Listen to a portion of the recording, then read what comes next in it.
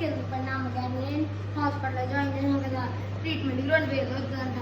అయ్యగారిని అడిగితేనేమో 1 రూపాయి కూడా ఇవ్వరు. ఇప్పుడు ఎలాగా అమ్మగారిని అడుగుతాం కదా.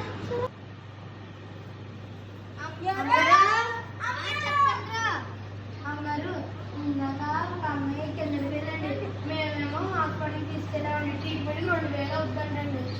ఎందుకు? అయ్యగారికి రాత్రి కట్టిందండి. అప్పుడు అయ్యగారు 1 రూపాయి ఇచ్చారండి. పండి కట్టింది. తీసుకెళ్ళి ట్రీట్మెంట్ చేయించండి. సరే.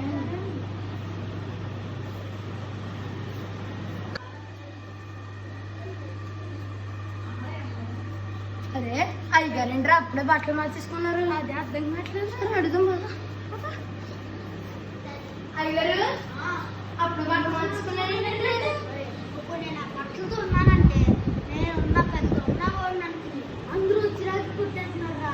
ఇప్పుడు నాకుండే రూపాయి పైసా కూడా తీసుకెళ్ళిపోతుంది. ప్లాన్ వేస్తారా? ఎలా ఉందంటే కొంచెం కూర్చుంటే కొంచెం మాయం చేసిందంట. అరే ఇంకా మెంతి దింపేసారా? దింపేసామండి. దాదా హాస్పిటల్లో కూడా దింపేసామండి. అమ్మగారు ఇచ్చారండి. అమ్మగారు ఎవరైనా చాలా మంచివారండి.